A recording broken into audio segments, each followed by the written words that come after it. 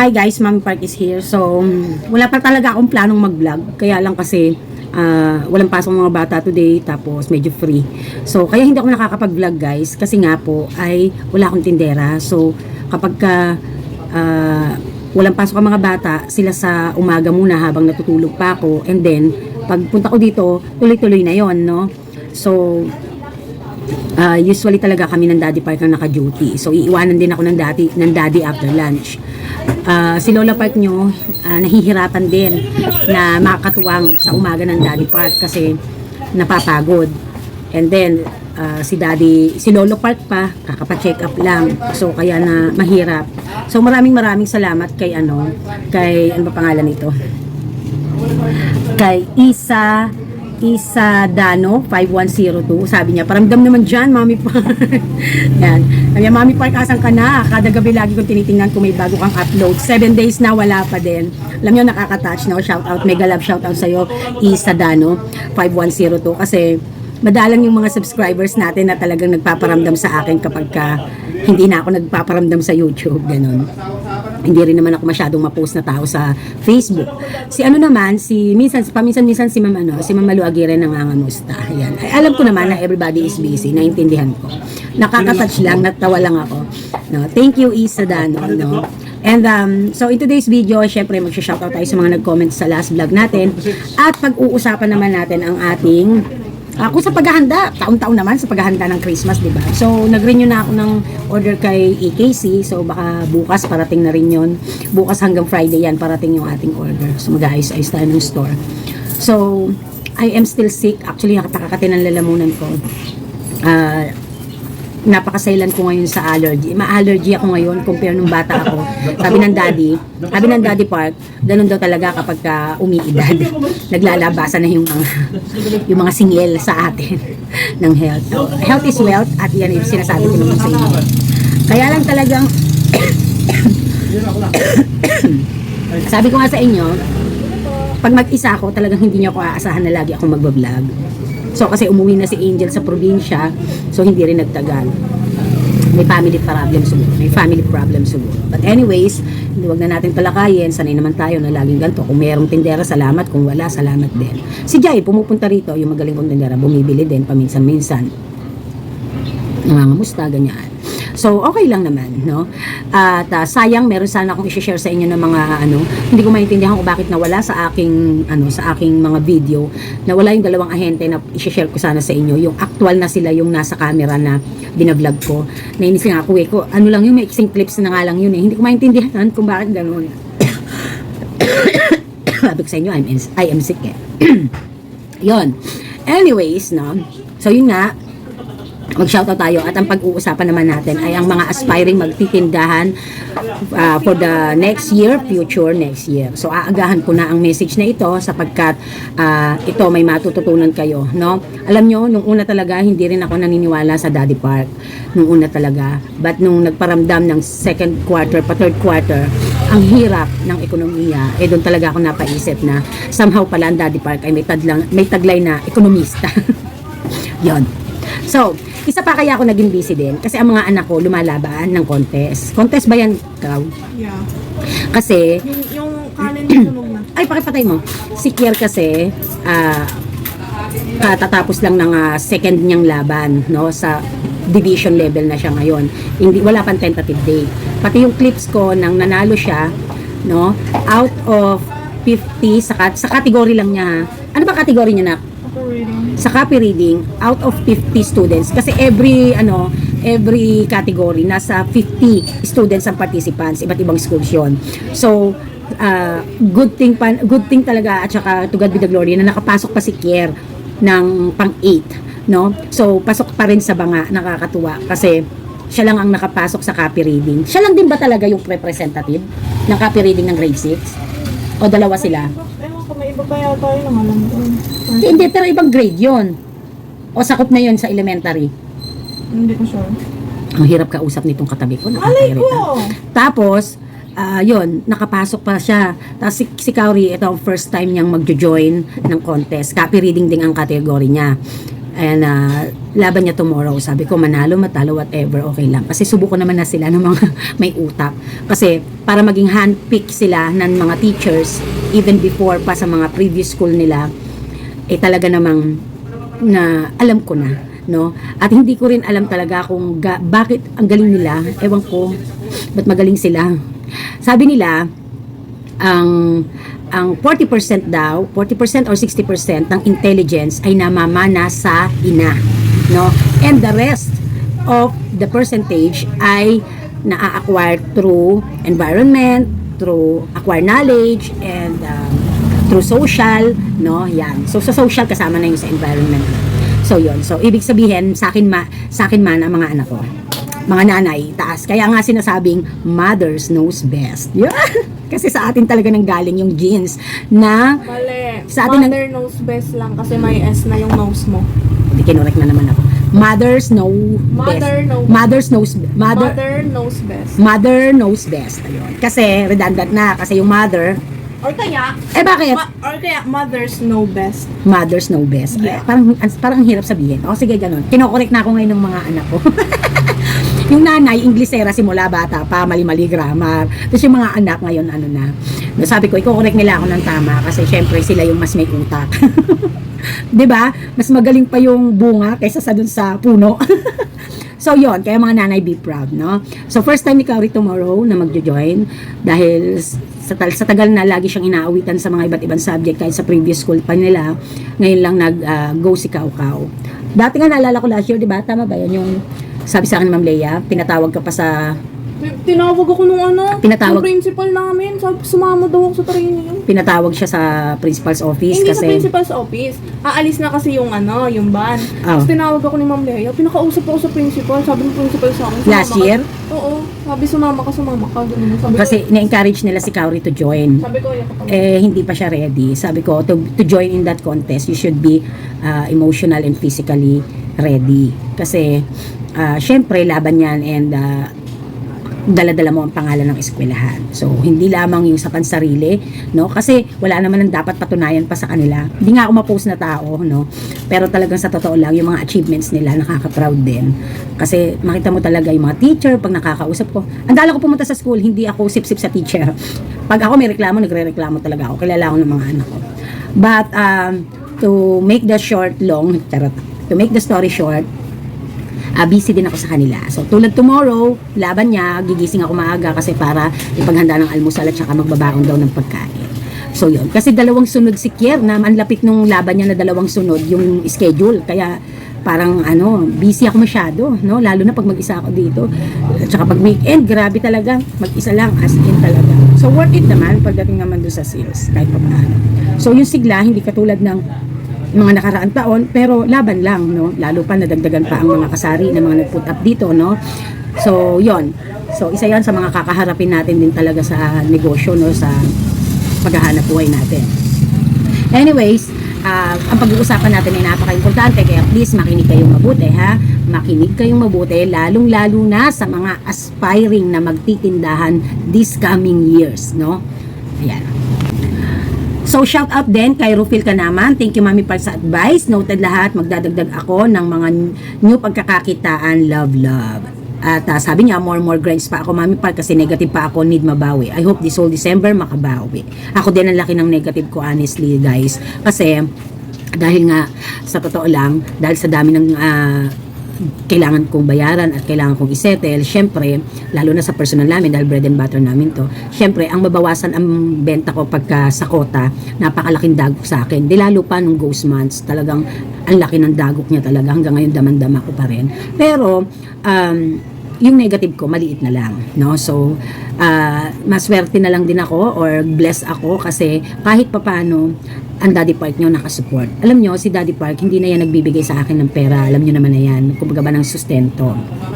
Pero, nung nakakatanggap na siya ng ng kanyang pension, kahit maliit lang yon, sapat lang sa kanya, kahit pa paano pag may sobra siya, nandyan yung bibili siya ng items. Nakikita nyo naman sa mga vlogs ko yan, di ba? Na mga bigay sa akin ng Daddy Park. Kasi ang katwiran nga niya, kaysa pera, items. Okay lang naman sa akin yun. And I'm so grateful. Wala na akong makikita katulad ni Daddy Park na napaka-supportive para sa pamumuhay namin. So, kaya kapag may mga advices siya, nasasaktan din ako at nadidisappoint ako sa sarili ko kasi minsan matigas din ang ulo ko. And I should admit that, no? Minsan kailangan papasakop din tayo. Minsan kailangan makikinig din tayo. Kasi nga, ang ating mga asawa daw, ang ating mga magiging, sila ang magbe-break and make sa atin, no? So, swerte, bless ang mga asawang supportive, no? So, shout out, taas ang kamay natin dyan, no? Ayan. So, sabi ni Rufil ka naman, health is wealth, Mommy Par. Yes, true naman. Kaya lang sometimes sa nature ng trabaho ko talaga, ng ating ginagawa araw-araw, hindi na maiwasan talaga, no? But we try our best, no, to live healthy, and namimiss ko na yung work-life balance. So I do hope by next year, second quarter, magkaroon na talaga ng maayos na ang aming mga finances, kasi ang isang goal na malaki naming goal ay makapagpagawa ng bahay. So I think hindi ko yan basta ma-share sa inyo, not because I want a privacy, not just only, but because wala lang, hindi ko lang basta feel, no, yung kumbaga ba, mas masarap na ang discreet. Sabi nga ni Daddy Park, maganda ang nagbablog ka kasi you're able to share your knowledge, you're able to share your learning from experiences. However, hindi rin din siya maganda kasi you giving a lead to those people who are not happy na you are successful, or you might sharing too much information na tulad yan, maaari kang makopyright o maaaring makopycat, no? So yon, okay lang naman kasi na-inspire naman sila, alam ko, naintindihan ko. However, yun nga lang is dumating doon sa point na naging kalaban mo, no? Naging kakompetensya mo din. So may kasari ako dito, dumadaing siya kasi siya ang mas unang tinamaan, pero ayoko, ginisang upo lang ako. But, syempre, dama pa rin namin dahil harang, no? Although, yung price ay mas competitive pa rin ng price dito, ang tao pag tinamad, no? That is also one of the reason why I put up a business there sa Lola Park nyo. Bukod sa libangan niya, living space niya, para na rin sa mga tinatamad kong customer. So, maraming purpose, no? Multi-purpose. Yan. So, shout out to Ricky Anuevo, Ellen Pilar. Wait lang, guys. Ayan. Kakaubo ko, nawala na rin ang lipstick ko. Huwag na tayo maglagay. Ayan. Shout out also to Od Nalor. Sabi niya, hello po Mami Park, nakakatuwa lang po at nare-replyan yung comment ko. God bless po. Laban lang talaga kahit matumal. Shout out to Judith Ramos. Mami Park, ingat po. Teresita Baron, ingat palagi sa iyong kalusugan. And that's all. So, pag-usapan na natin ang ito talagang mababahala kayo, nasa sa inyo kung maniniwala kayo o hindi. This is not 100% sure, dinidisclaim ko this information that I would share to you, or these advices, but ako kasi, in my part, in my case, naniniwala ako kasi nangyari. And talaga namang when you observe globally, talaga.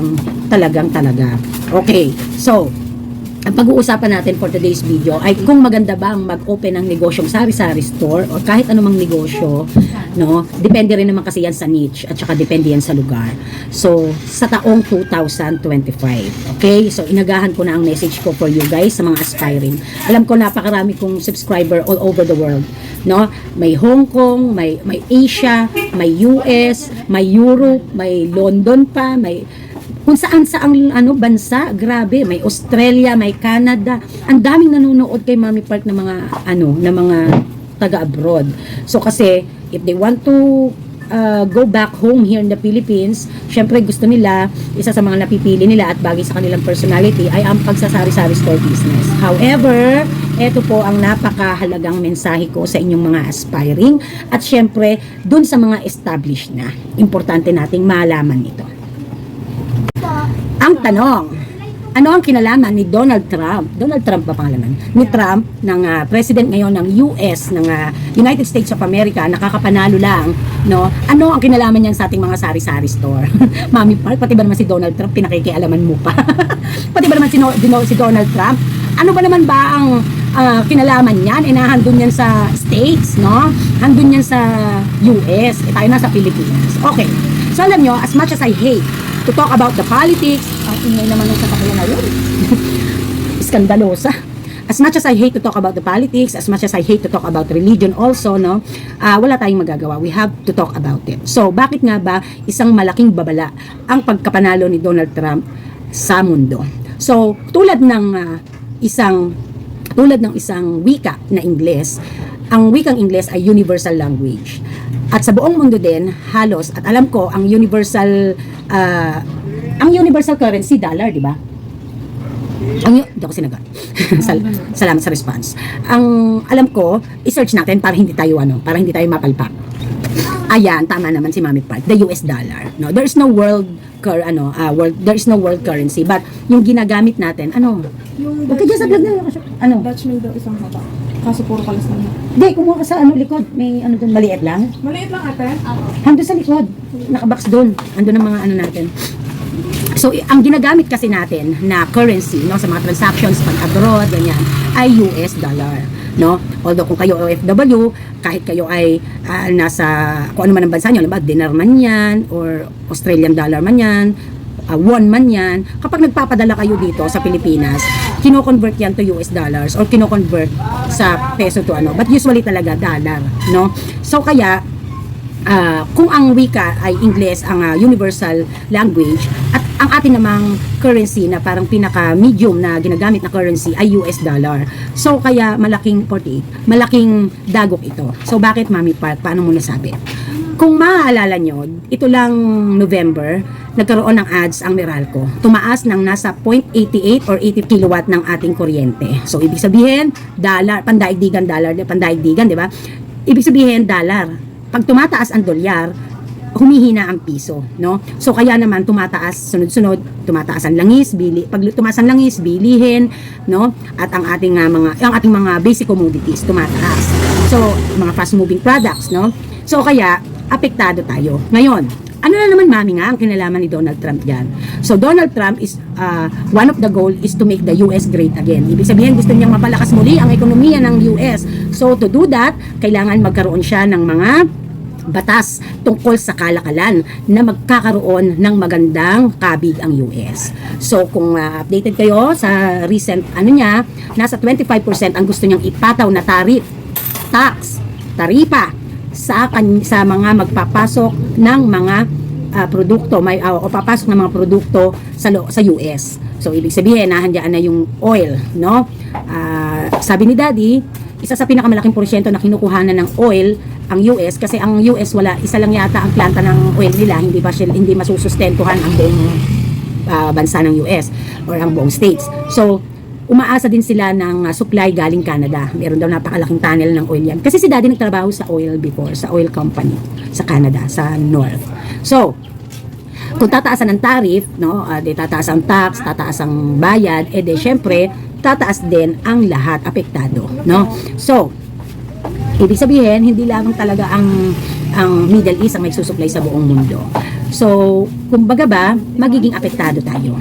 Palalakasin ni Donald Trump ang kanilang bansa, at ang magdudusa niyan ay ang mga karatig bansa o buong mundo, no? So, isa din sa mga naging kinuwento ng Daddy Park, ilan sa mga malalaking kumpanya, no, clothing factory dito sa Pilipinas na naka-tie up sa US ay hindi nag-renew ang mga taga-US ng kontrata. So ibig sabihin, ilang malalaking factory dito ang nagsara sa Pilipinas. So imagine niyo yung mga branded na mga damit na sinusuot natin o nabibili sa US, dito lang din pala ginagawa yan sa Pilipinas, no? And they might, yung iba naman na magko-continue pa ng mga brand ng mga clothing line, maaaring maghanap yan ng resources ng manpower sa mga mahihirap na bansa na mga gawing Europe yata, parang ganun. So, meaning to say, laki ng mawawalang employment, di ba? Actually, nangyari na nga, no? Magkakaroon ng underemployed na naman. And syempre, ay hihina na naman ang ating kalakalan, no? So, isa yan sa mga patunay at isa yan sa mga nagpapakita na apektado tayo kapag lumalakas ang dolyar laban sa piso, or kaya ang dolyar laban sa iba't ibang currency ng buong mundo. So, yung iba natutuwa na yung mga nasa abroad na kamag-anak or mga na kapag nagpadala dito dahil mataas ang US ang palitan ng peso versus US, no, or dollar versus peso, at para malaki ang makuha nilang remittance. But they are not aware, or hindi nila alam ang epekto niyan, mataas ang bilihin. So ganun din, di ba? So wag niyong pangaraping tumaas ang palitan ng dolyar kasi hihina ang ekonomiya natin, no? Dati alam niyo nung bata ako, nung medyo bata-bata ako, nung nag-Japan ng ate ko, ang lakas ng palitan ng kasi nung araw kapag nagpapadala ang mga nasa Japan, pwede door to door, mismo talagang yen yung matatanggap mo, then ikaw magpapapalit sa money changer, or kaya naman ay converted na. Hindi naman kasi uso noon yung mga online na padala, no, mga online remittances. So, kala ko noon maganda yon kasi ang laki ng nakukuha namin, no, compare sa usual na nakukuha namin kapag nagpapadala ate ko. Yun pala, mataas din ang mga bilihin. So, matatandaan ko rin nung nagkaroon ng depression yata yun, tsaka inflation. Ako, lahat na. Naalala ko noon, kaya nahinto ng pag-iitlog si Lola Pagino. Napakataas ng gasolina, sa delivery, napakataas ng gasolina, tapos yung other expenses pa. No, tapos yung sasakyan pa namin, medyo nasisira-sira. So talagang doon, nung ma-realize ko nitong tumatanda na tayo, nasa negosyo na tayo, ganun pala yun. Huwag kang matuwa na mataas ang palitan ng dolyar kasi hihina ang piso. Nasa Pilipinas ka. No? Sasabihin natin, bakit mas malaki ang, malaki pa rin ang makakabig, no? Oo nga. Ang sinasabi ko lang naman is, apektado ang lahat, no? So, kung sa pansarili mo, baka medyo matuwa ka nga. Pero kung sa panlahatan at nasa negosyo ka, hindi ka matutuwa. Kaya kapag mataas ang dolyar laban sa piso, napakasakit sa mga negosyante, no? So, ngayon, Mami Pat, ano pa ang pinakamalalim na epekto niyan? Syempre, kapag tumaas ang bilihin, inflation, no? Apektado tayong mga mamimili. Hirap na hirap tayong mag-adjust ng presyo, no? Ang capable or capacity to buy ng mga simpleng mamamaya ng ating target market ay hihina, di ba? So kapag mahina ang power to purchase o capacity to purchase, mga mamimili natin, hihina tayo. And then, syempre, kung tayo ay namamasahe or kaya naman ay nagsasasakyan para ma-access ang ating mga items, malaking expenses sa atin yon, di ba? Sa gasolina, pag lagi tayong labas ng labas. So, malaking langis, no? Ang gasolina. So, kaya, apektado tayo. So, marami Mami Park bumoto kay Trump ng mga Asian talaga, no? Especially mga Pilipino sa US. Yes. Pero, hindi nila naiintindihan kung ano ang ibig sabihin at epekto niyan, no, sa pagkapanalo ni Trump sa buong mundo. And then, Trump can also make a crazy decisions, no, kapag dating sa pandaigdigang interes, pagdating sa mga kaligtasan, pagdating sa mga about mga gera-gera, ganyan, you know, pwede niyang galitin ang China, pwede niyang, alam niyo naman ang US, kung taga-provoke yan, pero tutulong ko, no, pero ang totoo, hindi ka naman talaga susuportahan ng basta-basta. Although, isa ang US at tumulong sa atin para tayo ay lumaya. Pero syempre, meron din naman silang kapalit at meron din naman silang inano sa atin, di ba? So hindi ko nga maintindihan Ang hirap pumasok sa US, pero sila ang bilis lang makapasok dito sa bansa. Etong ating mga politiko na mga nakaupo ay hindi man lamang o mga nasa gobyerno, hindi man lamang gumawa ng paghihigpit na dapat sila din ay dapat may visa. Diba? Ay dapat mahigpit din ang pagpasok nila. Tayo nga nahihirapan, diba? Napagkwentuhan namin ng daddy na napakarami, diba? Kasi ang balita, ang daming yung mga illegal migrants, no, sa US ay lahat ay pauuwiin na ng bansang US sa kanya-kanyang mga respective countries. Napakarami nun. Ilan ang Pilipino na uuwi dahil sa pagiging illegal staying doon sa US. Pero ang US, ang sabi ng daddy, hindi naman niya nilalahat. But naturally, ang mga US, hindi gagawa ng mga shit works or shit jobs. So, kaya kailangan nila ng migrants. And sabi ko, syempre, dadaanin nga sa legal. Dahil sa kanilang mag-re-apply, hindi na pwedeng mag-apply ang mapapadeport. Kasi, mabablacklist sila. Di chance na ako nung iba na willing mag-comply in legal way. Yeah, but still, hindi pa rin kayang tugunan. Hindi matutugunan ang needs ng US, na lalo na ang mga US citizen, hindi naman lahat hindi lahat, na gawin yung mga mabababang trabaho or maduduming trabaho dahil ang tanging mga migrants lamang ang willing na gawin yan, no? At diba, tayo mga Pilipino, willing tayong magkuskus ng kubeta basta US ang ating sahod, dollar ang ating sahod. tayo isa sa buong mundo, number 1 yata ang Pilipinas na nagpo-provide, nagsusupply ng manpower, no, dahil sa ating mga OFW, sa ating mga DH, no, mga domestic helper na OFW na pinadadala sa iba't ibang bansa or nagpupunta ng iba't ibang bansa. Malaki ang naiaambag ng mga OFW natin sa ating bansa sapagkat pagdating sa tax na naipapasok nila sa ating bansa. So kaya shout out sa kanila ng mga OFW, no. But syempre, choice nyo naman yan na nag-approve kayo. So sometimes minsan kasi pasintabi sa mga OFW. Minsan kasi yung mga ibang OFW masyadong mayayabang. Wag sasama loob yung iba, hindi ikaw to, hindi ikaw to. Na hero kami kasi nagbibigay kami ng malaking porsyento ng tax sa Pilipinas, ganyan, ambag kami sa bansa, ganyan. Yes. But natural, nagtatrabaho kami nga negosyante, 'di ba? Ako nga nag-aambag din naman ako Kaya lang kasi, choice niyo na pumunta dyan sa abroad. At kahit nandito kayo sa Pilipinas at gusto niyo na magandang trabaho, tax din ang kakaharapin nyo. No? Dahil yan ay kinakaltas na sa inyong mga sahod ng mga kumpanyang pinapasukan nyo. No? Ang kumpanya ang nagre-remit ng tax na kinakaltas sa inyo. So, kumbaga ba, wag namang masyadong i-fantasize na ganito-ganyan. It's known all by men or known by, kung hindi man naalam ng iba, ng citizen of the Philippines na ang mga OFWs malaki ang ambag sa atin sa ating tax. So, pero syempre dahil pinili nila ang mag-abroad o hindi naman sila tinulak ng gobyerno pumunta ron, 'di ba? Hindi naman pumunta kayo doon, yan. So, choice natin 'yun. Kaya nga sabi ko sa inyo ayoko pag-uusapan ng politika, ang relihiyon, kasi tsak na maraming magre-react dyan. Mami Park, kasi naman pag nagstay sa Pilipinas, walang buhay. Ano naman ay kabubuhay? Yung 10 taon naming sahod, 2 taon lang namin sa abroad. Ganyan, hindi kami makakapagpagawa ng bahay, hindi kami makapagpapaaral ng mga anak, kung aasa lamang kami na maging labandera sa Pilipinas, maging tindera, o kaya maging simpleng empleyado. Which is, part of that is true. No, part of that is true talaga. Kaya nga mahirap at malawak pag-usapan ang politika dahil kapag inano natin talagang So kaya si Mami Park, alam nyo, kahit hindi ginagawa ng marami, alam natin yan. Napakaraming umaawit sa akin tungkol sa lista-lista dahil maghahalala na naman. Alam na yan talaga dati pa. Panuntunan ko talaga sa buhay. Hindi ko binibenta, hindi ko pinagbibili ang boto ko para sa 500 piso. Para kapag may reklamo ako, may dignidad ako.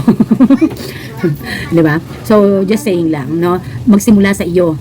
Kapag hindi mo tinangkilik ang biling boto, hindi ka basta masusuhulan ng mga politiko, di ba? So, just a piece of advice lang. Manindigan ka kung sino ang gusto mo. Walang problema dyan, no? So, just a piece of advice lang, guys, no? Kasi ako talaga, alam niya ng mga tao, alam niya na kahit na sino, hindi ko pinagbibili ang boto ko. So, yon, ganun kahalaga sa akin, ganun ko pinagpapahalagahan ng aking boto. Anyways, yon ang magiging epekto kung si Trump na ngayon ang ating naging US president. Kasi ang goal niya to make the US great again. However, yun nga, may mga batas na kanyang ipatutupad. Unang-una na, number 1 na, ang ipa-deport ang lahat ng mga illegal migrants sa US. Pangalawa, tataasan ang tariff sa mga papasok na mga produkto ng galing iba't ibang bansa.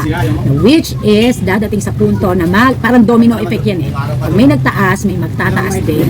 No? Hindi yan katulad hindi yan katulad ng sa negosyo na price war na kapag pababaan para kung sino ang tatagal. Sa global kapag kami nagtaas at yun ang pinaka main na commodities or needs ng buong mundo ng tao, sunod-sunod na inflation at dadating sa puntong magkakaroon ng Great Depression. So, ang punto mo, Mami Park? Hatulan mo na. Maganda bang magnegosyo sa susunod na taon? Habang hindi napapalitan ng presidente ng US, no? Ay magtitiis tayo na maghirap at napakahirap talagang magkaroon ng patas na laban sa negosyo. So mag-isip-isip kayo. At kung nais nyo pa rin pumasok sa pagnenegosyo ng pagsasari-sari store dahil depende din naman yan sa lugar nyo, no?